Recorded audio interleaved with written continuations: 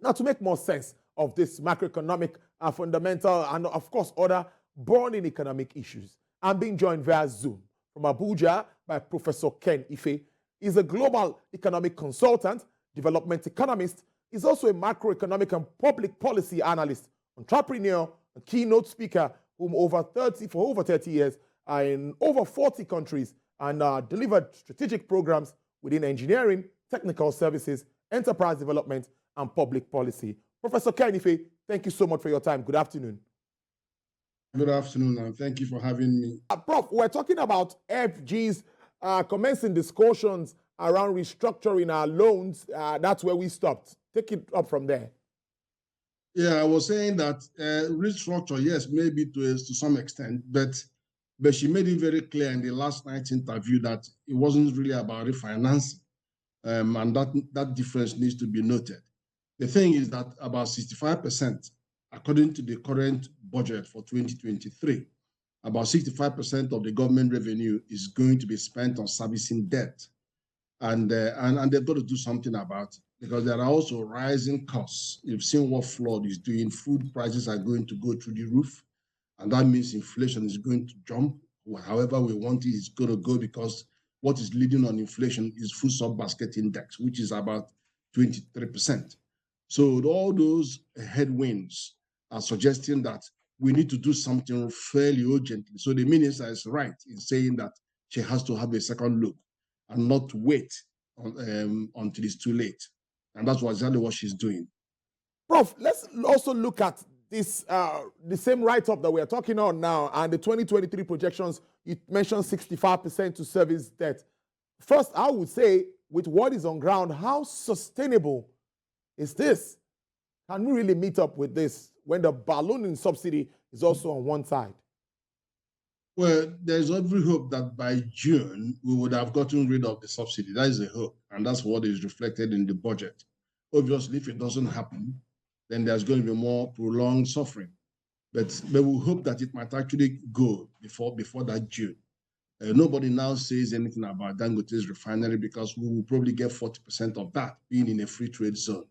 So that said, the emphasis from her perspective is to look at ways in which we can create more fiscal space for the government. And that's what the point of these negotiations are going to be. I mean, things like, for example, if there are early maturing securities like bonds, shorter bonds, they could pay off those ones. We want to shift shorter instruments to medium to longer term horizon. So that is the purpose of what she's trying to achieve. And I think, and especially there are also domestic debts that are very, very expensive. For example, if you look at the central bank, there are Ways and Means, which is giving about 19.9 trillion naira of overdraft to government. To pay that, the interest on that should be base rate, which is 15% now, plus maybe minimum of 2%. So that is high.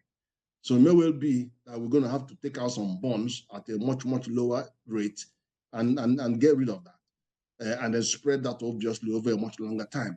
There are other ones that are maturing under 6 months, 1 year. So those could be paid off, and then all in favor of medium and longer term instruments.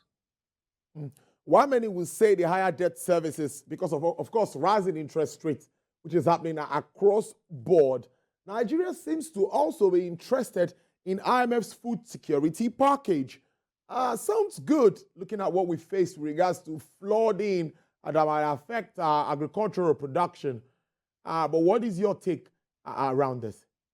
No, it's the way to go, because that particular food shock window, which IMF has brought in, is a 1 year leverage, which allows them to get as much as 50% of the SDR, that's the special drawing rights. Remember, not too long ago, we had the second tranche of the special drawing rights. So they are going to allow, and I think we got away with about $3.3 billion then. So it may be like $1.7 billion could come from on that basis. And that will simply go to help shore up our foreign reserves.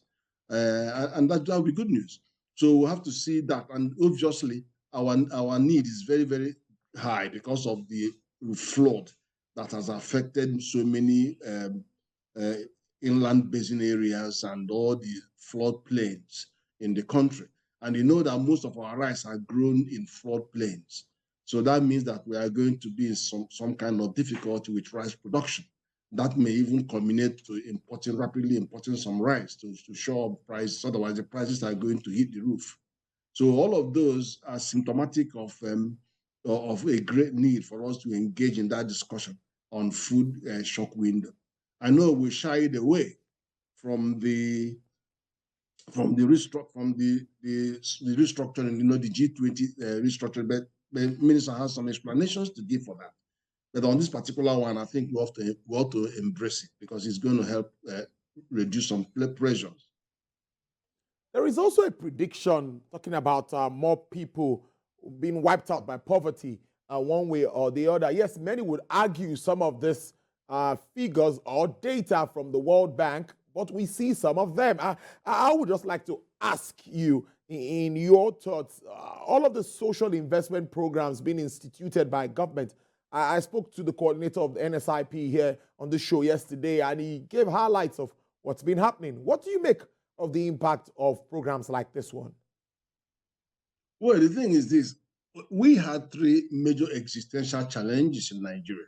We had the insecurity, which was pervasive and affected all the geopolitical zones. We had the COVID-19, and do nothing wasn't an option because it was a matter of life and death. And then we have unemployment that is on such a scandalous scale that we have to do something. Otherwise, young people are too heavily at risk. So in all these circumstances, whilst we are pushing for wealth creation and economic growth, we also have to be mindful of the worsening poverty indicators. So we have to do something with social inclusion program, social intervention program, which was at the beginning about 500 billion naira. I think it's come down to about 400 billion naira. So that enables the government to reach the poorest of the poor, and then also to energize, to bring enterprise, more enterprise around the graduates and go to market and give market. So all those market monies and all that stuff, we are hitting the base of our economic pyramid. So very necessary that we do that because you have to have a two lane. You have the fast lane and the slow lane. So you can't, but run those two lanes at the same time. So, but then what we are going to see now with some of the signals we are getting from flooding activity, the Russian-Ukraine conflict that is squeezing life out of people who buy bread and wheat and biscuits, and then causing increases in the fuel prices in Europe and gas. And we're importing all that because we're an import-dependent economy. We couldn't bother. Why would we bother about what happens on gas and oil in Russia when we are the biggest oil producer in the continent? But the fact of the matter is that our economy is import-dependent. So we keep on importing inflation from Europe, from elsewhere, from China. And those people are so hostage now to extremely high prices of energy. And we are carrying the prompt.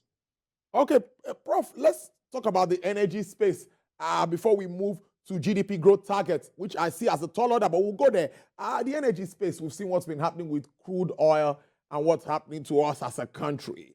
All theft that is making us not meet up with the quota that OPEC has allocated for us as a country. At least that would have given us some more forex, at least at this time where we grapple with meeting up with our forex demand. Now, what do you make of that market as we move on, and what's the impact on a country like Nigeria, particularly revenue-based? The impact has been rather devastating, to say the least. We're very optimistic that the 1.68 million barrels a day target in the 2023 budget may reasonably be attained because there's now more peace in the Niger Delta area, and there's, as you could see, more concerted effort by local indigenes to fight this scourge.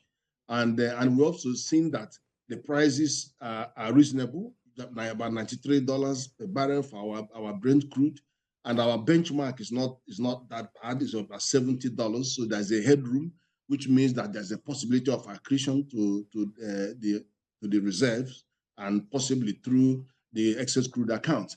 But it remains to be seen because NNPC at the moment is doing crude swap, which means that they are carrying the crude to the refiners abroad and then in exchange for the refined products. And what then happens is that whatever econometrics they are using, model they are using, ends up asking the government to go and borrow 500 billion naira every month to subsidize the price. But the actual casualty is that the central bank that should be expecting $3 billion every month from NNPC or cruise sales is just not getting that. It's only getting about 10% in the region of $300 million. And yet it has to fund import of about $1.8 billion every month. So there's a disconnect, a major disconnect there. For us to now become, when we are supposed to be celebrating the PIA, now we are being held hostage to what is going on there. And that's why I keep saying that the government has to look at asset-based financing. We've been on debt-based financing, and it's hurting us. The increases in the inflation and the prices of the inflation and all of those parameters globally are going to make our payment debt service increase phenomenally. And so we need to look at asset-based financing. For example, bring out that NNPC and then take it to the capital market and get 10% to Nigerians, so that you can rake in $10 billion from that exercise, because they are only about $100 billion in value right now. Their assessment. So we should go that option and bring that money in, and then grant more fiscal space to the ministry to be able to deliver some goods. Bro, before I let you go, let's wrap up on this note. The minister stated that she's optimistic that the 3.7% GDP growth rate for 2022 is still in track. With all of the fundamentals, do you agree? Yeah, I think I have to agree, I'm afraid. If you look at the GDP figures, you will see that some sectors are growing. If you look at the financial sector, banking and finance, they're growing by 23%. And then you've seen the ICT is about 16% of the GDP, 15% of the GDP. You have trade about 16% of the GDP. There are so many, the economy has moved on. We now have about 95%, about 94, 93 to 55% of non-oil GDP. And oil is only about 6%, just a little over 6%. And if you look at the contribution of oil to the revenue of government, is going down from 50% and heading down to about 35% on projection. So what means is that Nigeria is more able and more resilient, more able to take in any exogenic shock without having to necessarily go into stagflation. So that is what that says. So the projection on growth is realistic because those key sectors that are driving the economy are still getting attention, even though the CBN is tightening up now on intervention fund, but it's still prioritizing energy, MSMEs, and agriculture, so that they can continue to grow the economy. That's where the employment you can be found. And secondly, of course, we also know that there are other things that are helping employment, like social intervention funds, getting thousands of youth on somewhere involved, and many other things. So all of them are working to support growth in the economy without prejudice to the crisis we are facing, both on the financial front and also on the inflation. I must thank you. It's a good way to leave it. Professor Ken Ife, interesting conversation as usual. Thank you so much for your time on the show. Do enjoy your weekend. And thank you for having me.